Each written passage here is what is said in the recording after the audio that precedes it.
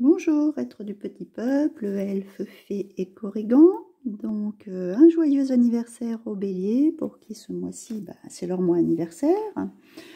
Donc, nouveau concept avec ces nouvelles vidéos qui va concilier en fait l'astrologie et le tarot que je pratiquais 30 ans plus tôt. Donc on va commencer par le petit cours d'astrologie. Nous parlons donc des béliers pour ce mois-ci, donc du 21 mars au 20 avril. Donc le bélier est un signe de feu, c'est un signe cardinal parce que c'est le premier signe de la saison qui entame le début de saison. C'est celui aussi qui a la quantité d'énergie de pouvoir mettre en route les choses. Donc sa planète, c'est la planète Mars, c'est une planète de pouvoir, de décision et de conquête. Elle nous entraîne donc de la force, de la franchise, de l'énergie. C'est aussi une planète où on peut réaliser ses désirs et ses passions. Dans le côté moins drôle, c'est plutôt une planète qui va être dans l'agressivité, qui va pouvoir occasionner des moments de violence et de brutalité, ou d'imprudence, et nous être un peu avec un manque de diplomatie quand on dit les choses. Donc sa correspondance anatomique pour le bélier, c'est donc la tête, bien sûr, puisque c'est un signe qui domine avec les cornes. Et donc pour ce signe, ça signifie, c'est un signe d'ardeur, de spontanéité, d'activité, d'impulsion et de rapidité. C'est quelqu'un d'enthousiasme et d'optimiste, qui fonce, il est franc et brutal, et aussi sujet au coup de tête, et souvent, comme on dit, il agit d'abord et réfléchit après. Donc voilà pour cette première partie. Donc ensuite, sur la deuxième partie, on va entamer le tirage pour la roue astrologique. Donc, dans les différentes maisons, comment le bélier va se comporter pour cette année. Et puis on terminera un petit truc général pour mettre un petit point sur la généralité de l'année, sur quoi ça retourne. Donc la première maison qui normalement équivaut à l'ascendant, là ça sera en fait ce qui prédomine en ce moment chez le bélier. Donc nous avons la grande prêtresse et le pape.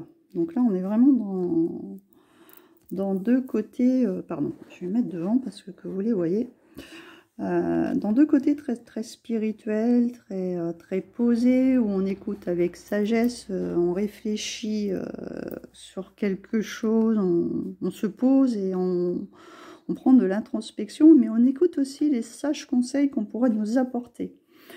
Donc, beaucoup de réflexion, de méditation vont nous permettre de nous révéler pour avoir des informations, pour savoir sur quoi va découler cette année et le faire surtout en étant posé et essayer d'être en paix.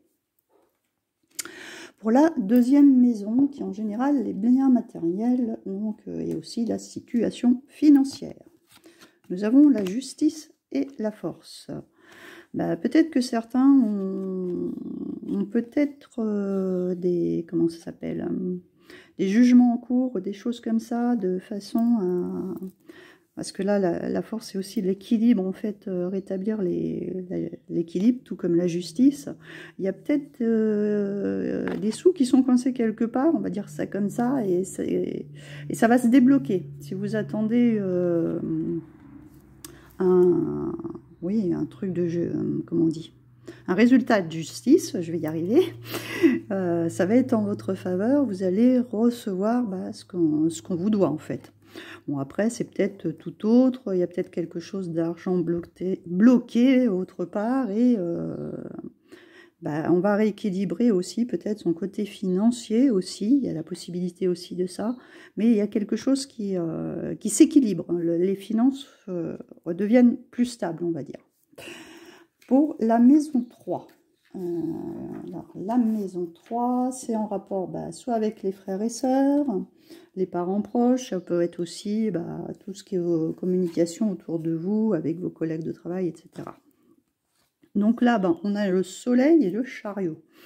Donc là, c'est des relations qui sont plutôt, je dirais, dynamiques, spontanées, en plus qui se passe bien parce que c'est assez harmonieux, on s'épanouit, on a vraiment oui, une bonne ambiance, tout ce qui est autour de soi, aussi bien avec votre famille proche que si vous avez des frères et sœurs ou je vous dis les contacts sociaux en général. La communication va vraiment être, oui, même énergique, quoi, plein de vitalité, plein d'énergie. Donc c'est assez bon. La maison 4, donc c'est les parents ou la famille d'origine. Hein.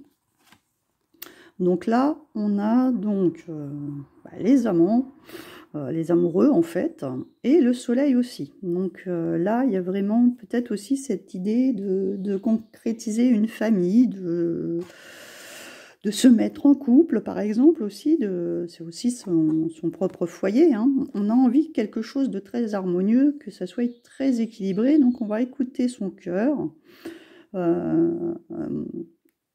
Pour trouver en fait un engagement très serein, très rayonnant, vraiment trouver, harmoniser un couple qui soit bien stable. Là, on part sur quelque chose, on veut vraiment quelque chose de solide.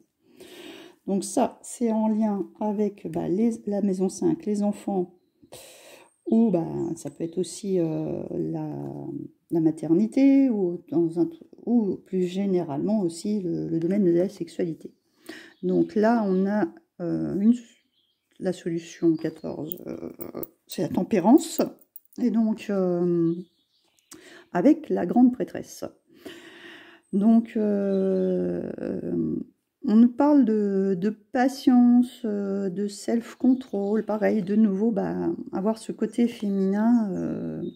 On est dans le côté féminin, en fait. Il y a ce cycle de lune qui, un coup on est bien, un coup on n'est pas bien. Hein, tout comme quand on a le cycle menstruel, on a des hauts, des bas, on est un petit peu perturbé. Donc là, on va essayer de se rééquilibrer aussi, d'harmoniser cette double personnalité qu'on a tous en nous, hein, de façon à ce que ça soit beaucoup plus fluide. On va aussi être plutôt, je dirais, là, dans ce côté-là, c'est le côté vraiment féminin qui ressort, puisque du coup, on nous parle soit aussi de la maternité ou plus en relation avec le domaine de la sexualité.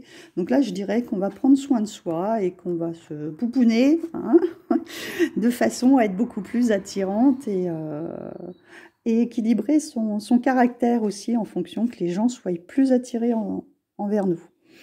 Voilà pour celle-ci. La maison 6, donc c'est la santé en général. Donc là, on a donc l'impératrice et de nouveau la tempérance. Donc c'est assez marrant, je veux dire, dans le sens où l'impératrice suit en fait la grande prêtresse. Et l'impératrice, en général, c'est symbole de maternité. Donc, pour certains, si vous vous retrouvez en couple et que vous avez trouvé un couple harmonieux, cette partie féminine va donc ressortir en éventuellement pour aller vers une grossesse. Moi, je verrais ça comme ça. Hein. Et on nous demande de la patience, bien sûr, parce que, comme tout le monde, hein, c'est 9 mois. Donc, il faudra un petit peu attendre pour concrétiser, en fait, ce projet de créativité, hein, puisque c'est un petit être qu'on crée à deux, hein, et qui voit le jour. Donc, voilà pour celle-ci. Donc, au niveau de la santé, donc c'est des... voilà, en fait, on nous parle, oui, plutôt de grossesse, de prendre soin de soi, de son corps, de s'écouter aussi, hein, pour les béliers. Ensuite, pour la maison 7, donc c'est l'union avec le partenaire. Hein. Donc là, on a le chariot et la lune. Donc le chariot, bah, c'est voilà, on fonce, on y va, on est plein d'énergie, mais on a de nouveau cette lune qui est là, et la lune qui, comme je disais, avec la grande prêtresse, qui a ce côté, un coup oui, un coup non, on est bien, on n'est pas bien. Donc et on a les chevaux avec ce côté bah, blanc et noir qui en fait aussi cet équilibre. Donc peut-être arriver à avoir un terrain d'entente avec votre conjoint, il y en a un qui va peut-être forcer l'allure et que l'autre a envie de ralentir, par exemple. Hein. Donc, vous serez peut-être pas toujours sur les mêmes longueurs d'onde et il va falloir équilibrer cette dualité entre vous deux, en fait, pour pouvoir... Bon, en même temps, les béliers sont quand même des signes qui foncent, qui avancent. Donc, après, vous aurez peut-être quelqu'un dans votre conjoint, un signe beaucoup plus posé, et qui aura peut-être du mal à vous suivre. Donc, à votre rythme, essayez d'équilibrer votre rythme chacun. Alors, ensuite, 7, donc la maison 8. Donc celle-ci, c'est, pardon, ça correspond à la maison de la mort. Donc la mort, ça peut être une mort bien sûr physique quand on soit seul, mais c'est aussi, comme on peut l'apercevoir, et une mort peut être aussi un changement qui en fait fait partie comme un deuil en fait, hein, une fin en soi pour repartir sur un nouveau départ. Voilà. Donc là, on a de nouveau le pape et on a la maison Dieu. Donc là, il y a quelque chose au niveau qui, comme toute chose brutale, il y a quelque chose qui va se terminer. Hein, et on va repartir pour construire sur de nouvelles bases. Moi, ce que je vois là jusqu'à présent, en plus, vous aviez le pape au départ. Donc, je dirais que vous avez peut-être quelqu'un sur qui vous pouvez compter et qui vous aiguille et qui vous dit, bah, peut-être sur un sujet en particulier, vos fondations n'étaient pas solides et en fait, faut les briser pour pouvoir reconstruire quelque chose de plus stable. Donc ça peut être dans votre domaine personnel, ça peut être aussi dans votre domaine professionnel. Là, on voit une tour, ça peut être aussi, par exemple, un lieu d'habitation qui ne correspond, vous ne correspond plus et qu'il faut, ou qu'il faut que vous en changiez. Donc là, vous avez carrément une personne qui est là, qui va vous apporter son aide, des conseils. Et donc, vous allez avoir une approche différente. Vous êtes entouré d'amis et de maîtres faisant preuve d'une grande sagesse qui vont pouvoir vous aiguiller pour ce changement qui est radical. Là, il est clair qu'il y a un changement dans votre existence pour cette année. On va peut-être voir dans quoi ça correspond. Peut-être ça vous a déjà aiguillé dans les premières maisons qu'on a regardées. Donc 9, on a la maison du voyage et on a donc l'empereur et l'ermite. Bon, les voyages, je dirais qu'on va pas très loin là. Il y a eu le chariot, ça aurait été davantage. Là, je dirais plutôt qu'on est plutôt stable, plutôt un voyage d'introspection sur soi-même. On n'est pas dans des déplacements, des choses comme ça. Je vois rien de prévu pour cette année, qui est très très loin en fait. Hein. Je ne sais pas si pour l'instant c'est pas dans vos prévisions pour le moment, pas de voyage en vue. On est plutôt, plutôt de mettre en place des projets qu'on a et d'établir les projets qu'on a en vue. Donc on va aller voir si on a d'autres informations dans les autres maisons, notamment là on a la maison 10 qui est la maison du travail. On a la force et on a le fou. Donc là, avec le lion, la force, c'est la force tranquille. Hein. On y va, on a confiance en soi. Mais en fait, on a confiance en soi, et ce qui est très bien parce que là, il y a du coup le fou qui nous envoie vers quelque chose de nouveau. On y va, quoi qu'il arrive, on y va, on fonce. Donc il y a peut-être une possibilité de nouveaux travail et de nouvel objectif. Ouais, on se lance à l'aventure et puis on a le courage et la conviction d'y aller.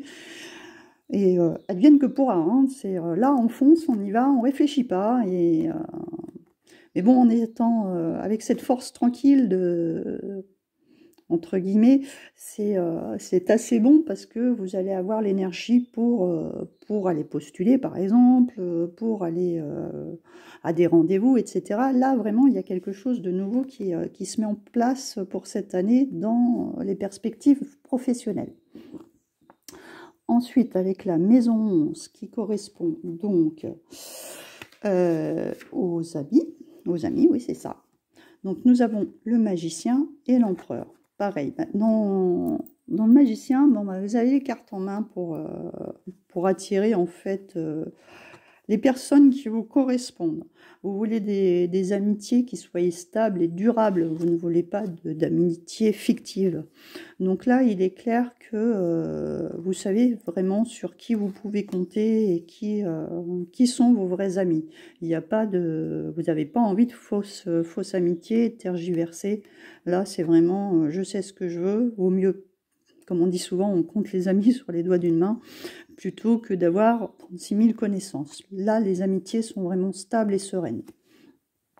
Et ensuite, nous allons terminer avec la maison 12 qui correspond soit aux ennemis ou aux épreuves plus généralement. Donc là, on nous demande de changer de vie, il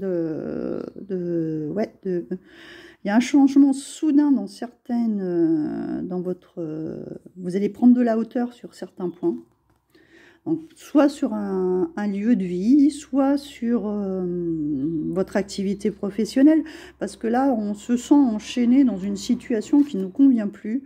On a envie vraiment de lâcher tout ça, parce qu'il y a vraiment eu des relations qui ne vous convenaient pas, que ce soit au travail, que ce soit dans votre environnement, que de personnes, ou peut-être même d'amitié, que vous avez fait le tri. Il est clair que là, c'est plus du tout votre vision. Vous allez carrément prendre de la hauteur et vous libérer de certaines personnes qui ne vous conviennent absolument plus, ou de situations qui ne vous conviennent plus. Donc ça peut être le travail, puisque vous partez, vous faites des changements au niveau du travail. Ça peut être aussi peut-être un lieu de vie si là où vous habitez, ça ne vous convient plus. Parce que là, dans toute la première partie du tirage, on est vraiment sur quelque chose où on y va. On a envie de concrétiser quelque chose de stable, serein et qui dure dans le temps. Donc peut-être que tout ce qui était un petit peu chaotique et qui n'était pas bien fixé, on va dire, bien déterminé, tout ça, on fait du vide. Donc voilà pour le tirage général.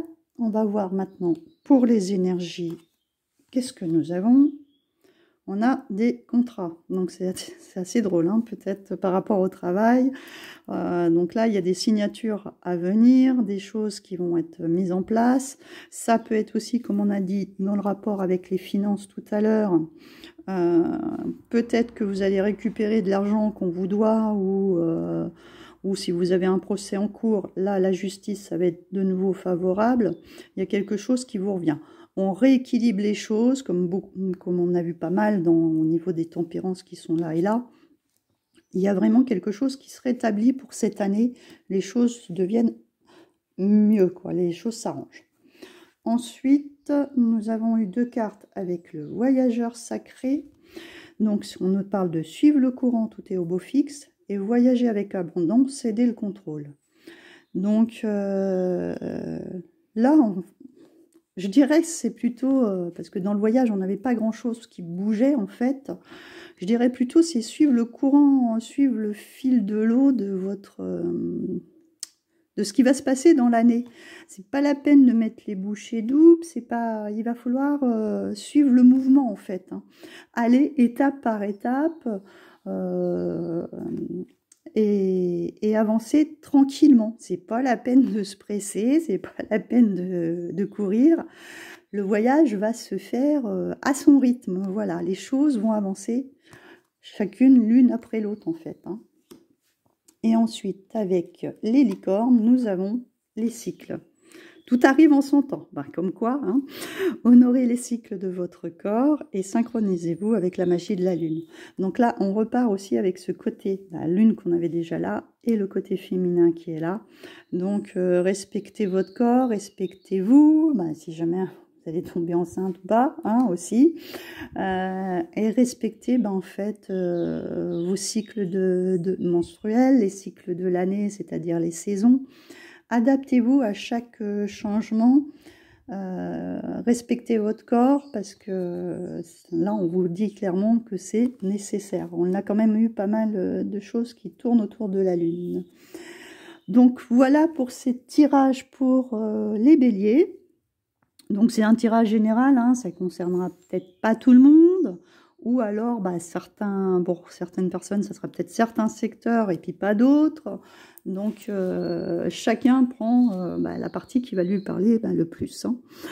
Donc je vous souhaite de nouveau un joyeux anniversaire les béliers. Et puis je vous retrouve très bientôt pour une prochaine vidéo. Et puis n'oubliez pas de liker, de vous abonner en cliquant sur la petite cloche, de partager et puis de me laisser un petit commentaire, ça me fait toujours plaisir. Et je vous fais d'énormes gros bisous et je vous dis à très bientôt.